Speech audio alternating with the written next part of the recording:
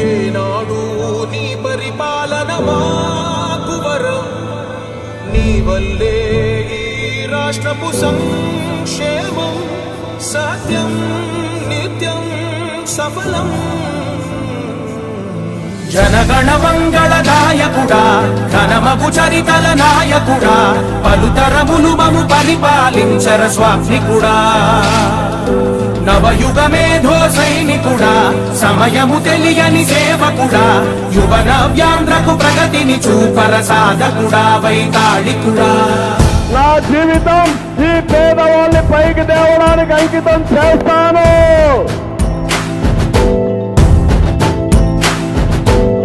ప్రతి ఇల్లు నిన్నే నిన్నే పిలిచింది, ప్రతి గడప నీకే స్వాగతమంటోంది,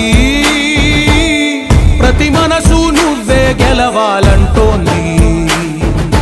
పెద్ద కొడుకు నీవై తోడున్నావు చాలు, జరుగుతుంది మాకు మేలు మేలు. ఇంటి పెద్ద నీవై నిలిచి ఉంటే చాలు, విరిసి పోవ రాష్ట్రమంతటా శాంతి క్రాంతి సంతోషాలు. నాయకుడా నాయకుడా మళ్ళీ నువ్వే రావాలి, నవ్యాంధ్ర పాలకుడై నువ్వే గెలవాలి. నాయకుడా నాయకుడా మా తోడై నువ్వుండాలి. చంద్రుడా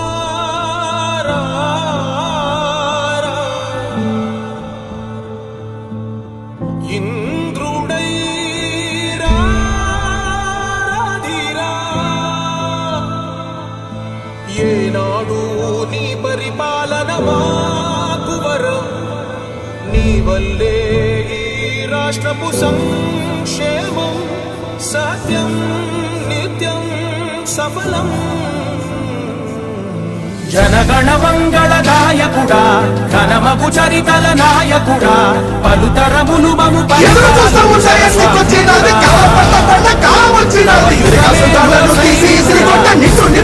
ధైర్యం వచ్చినది. అన్న అక్క అమ్మ చెల్లి తమ్మి బావ పిన్ని బాబాయ్.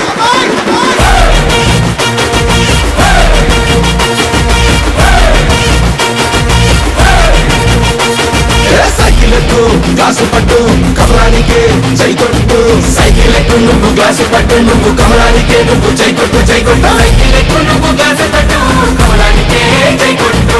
చాలు చాలు కుర్చీ మడత పెట్టు, బటను సీఎం బాధ తీరేటట్టు.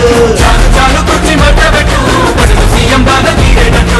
దుక్కు ఫ్యాను రెక్కలేగ కొట్టు, తాడేపల్లి నుంచి తరిమి తరిమి కొట్టు. దుక్కు ఫ్యాను రెక్కలేగ కొట్టు, తాడేపల్లి నుండి తరిమి కొట్టు.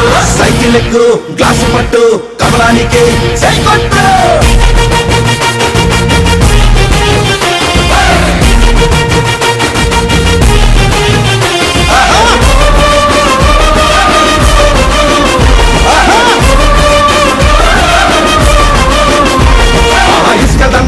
పాట కాంట్రాక్ట్ పల్లెల్లో వాట, అడుగేస్తే లంచాల మూట, దోపిడే దొరికిన చోట, అవినీతి లిక్కరు కోట, విషమేగ పేదోళ్ళ నోట, జనమేమైపోయిన పట్టదంట, జనగల్ల పీడించండే వదారంట.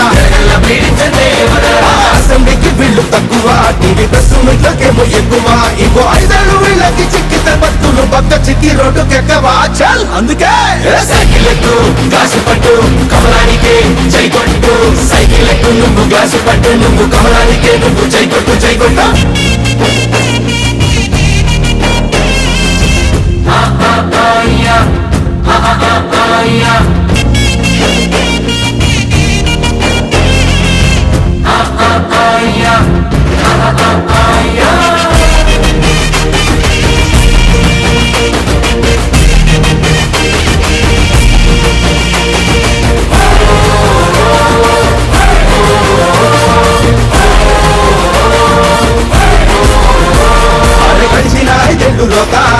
అభివృద్ధికే కుండు గీత, అందిన చోటల్లా అప్పుల ఖాతా, కత్తుల మోత ఎట్టుండేది ఆంధ్ర మాత గుండెనే గుండె కోత ఏం చేస్తాం తీరత పారిపోయే ఉన్న పరుగుగాస పైసా పెట్టుబడులు లేవులే ప్రాజెక్టు కట్టుబడులు నిండు సున్నాలే బ్యాలెన్స్ గడప దాటి అడుగు బయట పెట్టాలన్న సీఎం ఇంకా మనకి వద్దులే చాల్ అందుకే సైకిల్ ఎక్కు గ్లాసు పట్టు కమలానికి జై కొట్టు సైకిల్ ఎక్కు నువ్వు గ్లాసు పట్టు నువ్వు కమలానికి నువ్వు జై కొట్టు సైకిల్ ఎక్కు నువ్వు గ్లాసు పట్టు కమలానికి జై కొట్టు చాలు చాలు కుర్చీ మడత పెట్టు పడదు సీఎం బాధ తీరేటట్టు చాలు కుర్చీ మడత పెట్టు పడదు సీఎం బాధ తీరేటట్టు డొక్కు ఫ్యాను రెక్కలేగా కొట్టు తాడేపల్లి నుంచి తరిమి తరిమి కొట్టు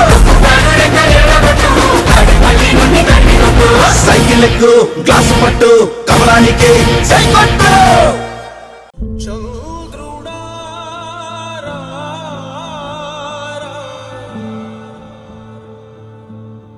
ఇంద్రుడై రాధిరా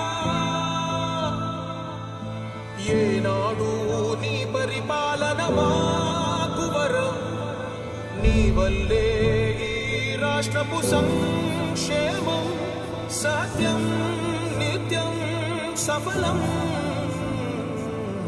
జనగణ మంగళ నాయకుడా ఘనమగు చరితల నాయకుడా పలుతరములు మము పరిపాలించర స్వామికుడా నవయుగ మేధో సైనికుడా సమయము తెలియని సేవకుడా యువన వ్యాంధ్రకు ప్రగతిని చూపర సాధకుడా వైతాళికుడా నా జీవితం ఈ పేదవాళ్ళని పైకి తేవడానికి అంకితం చేస్తాను.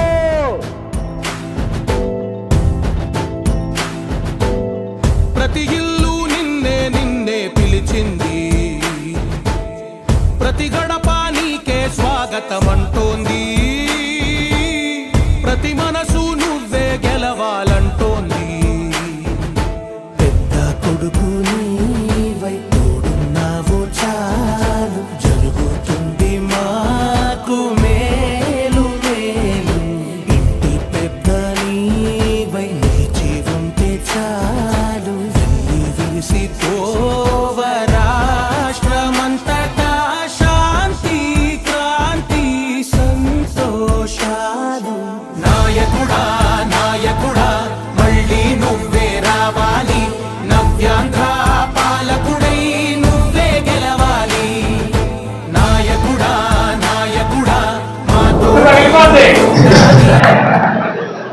అంటే నాకు బాధ కలిగేది ఏంటంటే, ముందు ఒక మంత్రి అంటే ఎంత ముందాతనంగా మనం కోరుకుంటున్నాం, వాళ్ళు ఎట్లా మాట్లాడాలి, ఎట్లా ప్రవర్తించాలి. తెలుగుదేశం పార్టీలో తప్పులు లేవంటే తప్పులు ఉంటాయి, కానీ ఇంత స్థాయికి దిగజారిపోయి అసలు ఒక సిగ్గుగా అనిపిస్తుంది. కొందరు మన మంత్రిగా ఉన్నారు ఇట్లా మాట్లాడుతున్నారు వాళ్ళు. ఎప్పుడైనా తెలుగుదేశం పార్టీలో మొన్న మూర్తిగా ఎమ్మెల్సీగా ఉన్నారు, ఎమ్మెల్సీగా ఉన్నప్పుడు ఆయనకి 100 క్వశ్చన్స్ కూడా 100 క్వశ్చన్స్ కన్నా ఒక సెషన్ లో అడగకూడదు. ఆయన పక్కన కూర్చున్న 100 క్వశ్చన్స్ కూడా తీసేసుకుని ఈయన అడిగేవారు, ఇదేం చేశారు అదేం చేశారని. ఇవాళ ఏమీ లేదు, డబ్బు కొట్టడం, ఎవరు ప్రశ్నలు అడగట్లే.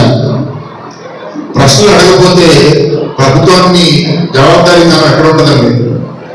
ఇవాళ మీరందరూ ఉన్నారు, 14 నుంచి 19 మధ్యలో మీరు గమనిస్తే లేదు, చిన్న ఇష్యూ వచ్చినా సరే పెద్ద ప్రొటెస్ట్, ప్రతి సంఘం వచ్చేసి ప్రొటెస్ట్ చేస్తుంది. ఇవాళ ఎవరన్నా ప్రొటెస్ట్ చేస్తున్నారా?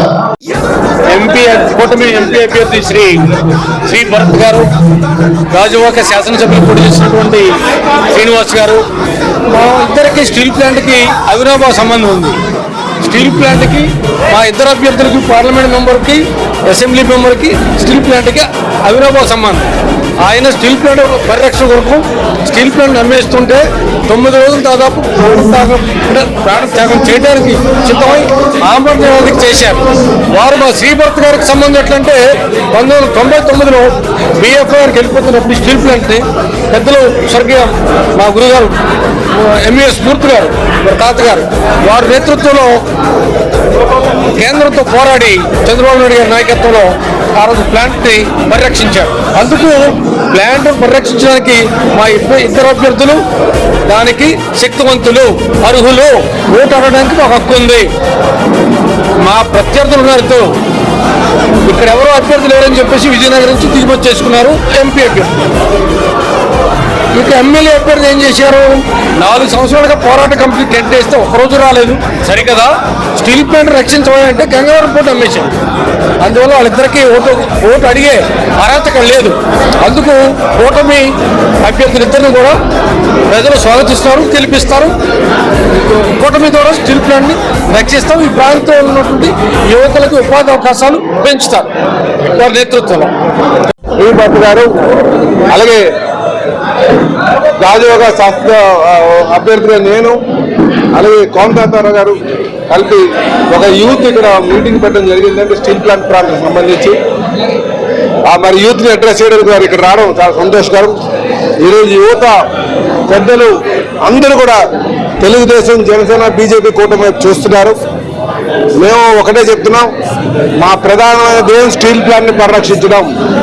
రేపు ఎమ్మెల్యే ఎంపీ కాంబినేషన్ ఉంటే అటు మినిస్టర్ ఆఫ్ షిప్పింగ్ కావచ్చు, కేంద్ర మంత్రి కావచ్చు, మినిస్టర్ ఆఫ్ స్టీల్ కావచ్చు, లేకపోతే కేంద్ర ప్రభుత్వం మీద కావచ్చు, మన ఒత్తిడి తేడానికి వీడు ఇక్కడ తెలుగుదేశం తరఫున అలాగే ఎమ్మెల్యేగా, ఎంపీగా 2 కూడా గెలుచుకుంటే మనం మన హక్కులు సాధించేదని చెప్పి సందర్భంగా తెలియజేస్తున్నాం. గతంలో తెలుగుదేశం పార్టీ పరిరక్షించింది. ఈసారి కూడా గతంలో ఉన్న చరిత్ర ఏంటంటే ఎంఎస్ మూర్తి గారు ఆ రోజు ఇక్కడ ఎంపీగా ఉన్నారు. అలాగే కేంద్ర మంత్రిగా ఎర్రనాయుడు గారు ఉన్నారు. అలాగే వాజ్పేయి గారు ముఖ్యమంత్రిగా సిబిఎల్ గారు ఉన్నారు. ఈ కాంబినేషన్లోనే ఆ రోజు ప్లాంట్ పరిరక్షించడం లాభాల పాటు. మళ్ళీ ఈరోజు ఖచ్చితంగా ఎంపీగా భరత్ గారు ఉంటారు, కేంద్ర మంత్రి గారు రామ్మోహన్ ఉంటారు. అలాగే మినిస్ట్రీ ఆఫ్ స్టీల్తో మాట్లాడి ఖచ్చితంగా మోడీ గారితో మాట్లాడి ఖచ్చితంగా దీన్ని మళ్ళీ ప్రైవేట్ పరం కాకుండా కాపాడుతామని చెప్పేసి ఈ సందర్భంగా తెలియజేస్తున్నాం. మాకైతే చాలా నమ్మకం ఉంది. ఎందుకంటే స్టేట్ గవర్నమెంట్ కాన్సెప్ట్ లేకుండా కేంద్ర ప్రభుత్వం ముందుకు వెళ్ళాం. ఉదాహరణకి తమిళనాడు స్టాన్స్ కనుక స్టీల్ ప్లాంట్ పరిరక్షించడమే మా ప్రధాన ధ్యేయం. ఇక్కడ ఉన్నటువంటి డిస్ప్లేస్ ఎవరైతే నిర్వాసితులు ఉన్నారో వాళ్ళకి ఉద్యోగ కల్పన ప్రధాన ధ్యేయంగా మేము వెళ్తున్నాం. అలాగే ప్లాంట్ను పరిరక్షించడంతో పాటు లాభాల పాటలో రావడానికి ఆర్థిక పరమైన సహాయ సహకారాలు అందించడానికి రేపు అధికారంలో వచ్చిన తర్వాత ముందుకు వెళ్తామని చెప్పి తెలియజేస్తున్నాం. అలాగే ఇప్పుడు మినిస్టర్ గారు పోటీ చేశారు ఎమ్మెల్యేగా. ఆయన అంటారు ఇంకొక అవకాశం అంటే నేను ప్లాంట్ పరిరక్షిస్తాను. ఇది ఎవరైనా నమ్ముతారా? ఇంకో అవకాశం కానీ స్టీల్ ప్లాంట్ ఒక అవకాశం కానీ జగన్మోహన్ రెడ్డి గారికి ఇచ్చినా వీళ్ళు ఏం చేస్తే మొట్టమొదటిగా అమ్మేసేది స్టీల్ ప్లాంటే. గత వరకు తెలగమ్మేశారు. స్టీల్ ప్లాంట్ అమ్మేసి దాంట్లో వాటా కొట్టే ఆలోచనలు ఉంటారని కూడా ఈ సందర్భంగా ప్రజలు గమనించాలని చెప్పి తెలియజేస్తారు. అందరికీ నమస్కారం అండి. ఇవాళ గాజువాక నియోజకవర్గంలో యువతతో ఒక సమావేశం పెట్టాం. ప్రత్యేకంగా ఇవాళ రాష్ట్రంలో దెబ్బతిన్నది యువతే కాబట్టి వాళ్ళ భవిష్యత్తు కోసం ఈ ప్రభుత్వం ఏం చేసింది అని అన్ని వేలెత్తి చూపించే పరిస్థితి వాళ్ళు ఉంది. వాళ్ళకి ఎట్లాంటి ఉద్యోగాలు సృష్టించారు, ఇక్కడ ఎట్లాంటి పెట్టుబడులు తీసుకొచ్చారు. వాళ్ళు చాలామంది యువకులు ఏంటంటే పై చదువులు చదివిన వాళ్ళు ఈ నగరాన్ని, ఈ రాష్ట్రాన్ని వదిలేసి ఇతర రాష్ట్రాలకు వెళ్ళిపోతున్నారు. వాళ్ళు వెళ్ళడం తప్పని అనట్లేదు, కానీ వాళ్ళకి అవకాశాలు ఇక్కడే కోరుకుని వాళ్ళ తల్లిదండ్రుల దగ్గర ఉండాలనుకున్నప్పుడు కూడా ఉద్యోగాలు ఉండకపోవడం అనేది చాలా బాధాకరమైన విషయం. అండ్ వీళ్ళు ఎంటైర్ జనాభాని ఏదో మభ్యపెట్టి ఏదో మాయ చేసి గెలుద్దామని ఒక ప్రయత్నంలో ఉన్నారు. వీళ్ళు ఏం నష్టపోయారని వీళ్ళందరికీ చూపించి భవిష్యత్తు తెలుగుదేశం, జనసేన, బీజేపీ ప్రభుత్వం వచ్చిన తర్వాత ఇక్కడ ఎట్లా పెట్టుబడులు తీసుకుని రాబోతున్నాము, ఎట్లా ఉద్యోగాలు సృష్టించబోతున్నాము. అండ్ ఇవాళ రాష్ట్రం అప్పుల పాలు అయిపోయింది కాబట్టి కేంద్ర ప్రభుత్వం సహాయం లేకుండా ఇక్కడ మేమేమీ పెద్ద ప్రాజెక్ట్స్ చేయలేము. దానివల్ల ఎన్డీఏ ద్వారా కూడా మనం ఏం పొందబోతున్నాం అనే విషయంలో కూడా వాళ్ళు చర్చించాలని చెప్పడం జరుగుతుంది.